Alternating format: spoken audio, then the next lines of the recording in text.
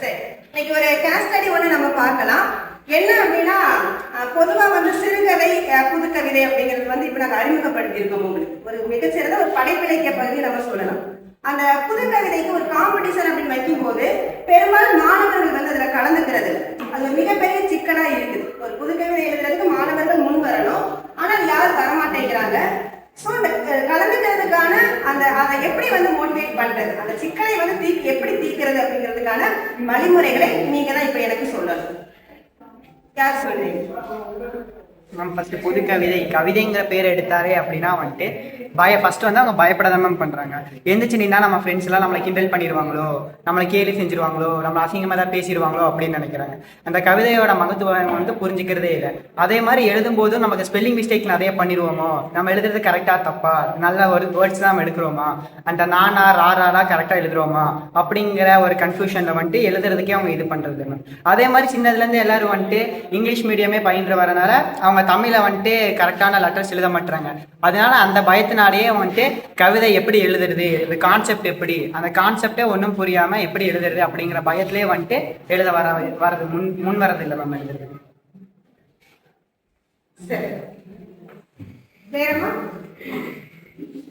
இப்போ அன்னைக்கு இருந்து எழுதியிருக்க கவிதை எல்லாமே வந்துட்டு வேர்ட்ஸ் எல்லாம் கொஞ்சம் டிஃப்ரெண்டாக இருக்கும். இப்போ நம்ம படித்து பார்க்குறப்ப அதோட மீனிங்லாம் கரெக்டாக புரியறதே இல்லை மேம். ஒருத்தவங்க வந்துட்டு நமக்கு சொல்கிறப்ப தான் அதோட அர்த்தங்களே நமக்கு தெளிவாக தெரியுது. அதனாலவே அது மேலே அந்த அளவுக்கு இன்ட்ரெஸ்ட் வர மாட்டேங்குது. புரியாத ஒன்று எப்படி படித்து என்ன பண்ண போகிறோம் அப்படிங்கிற மாதிரி ஒரு அலட்சியம் வருது.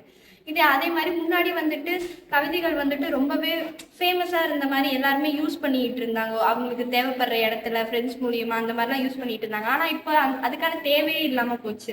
ChatGPT, யூடியூப் அந்த மாதிரி நிறைய வந்தனால எதா இருந்தாலும் இதில் போட்டு பார்த்துக்கிற மாதிரியான சிச்சுவேஷன் இருக்கு. அதனால இப்போ அதுக்கு முன் வர மாட்டாங்க மேம் யாருமே.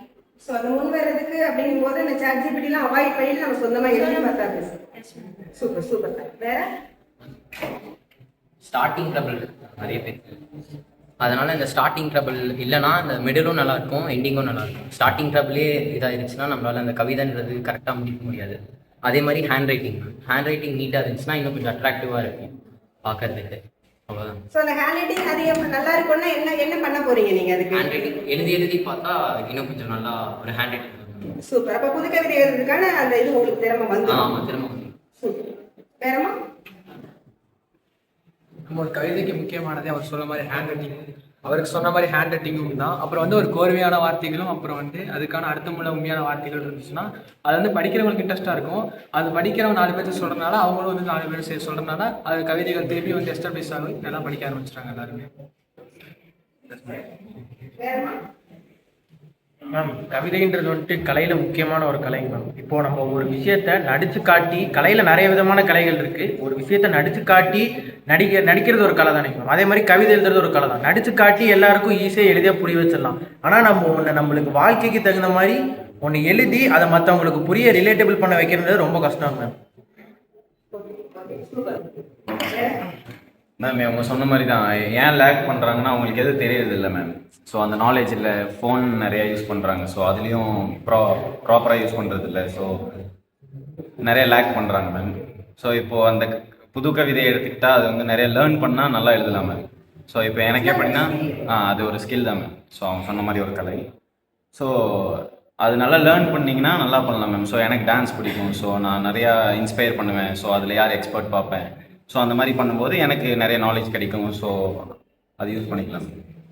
டான்ஸ் மாதிரியே இது ஒரு ஸ்கில். நீங்க எப்படி டான்ஸ் வளர்க்கறதுக்காக நிறைய யூடியூப் வீடியோலாம் பார்த்தீங்க, அதே மாதிரி இது எழுதி பார்த்தா வந்து வேறமா.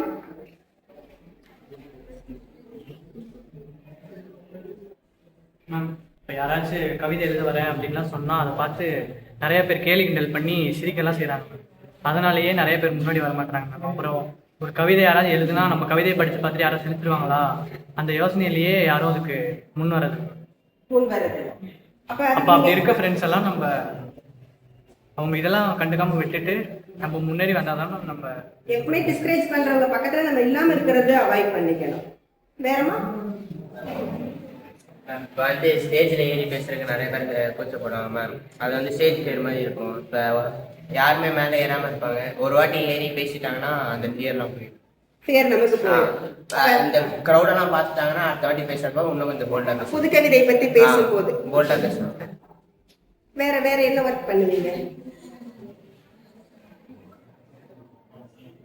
சரி, அப்ப அந்த புது கவிதை அப்படின்னு நம்ம சொல்லும் போது நீங்க எழுதுறதுக்கு வந்து நீங்க முயற்சி எடுத்தாலே போதும். நீங்க நிறைய எழுதி பார்க்கணும், அந்த ஹேண்ட் ரைட்டிங் நல்லா இருக்கணும், கான்செப்ட் புரிஞ்சாலே அந்த புது கவிதைக்குன்னு ஒரு போட்டி சொல்லும் போது நீங்க எல்லாருமே ஆட்டோமேட்டிக்கா வந்து அதில் சேர்ந்துருங்க. ரொம்ப நன்றி.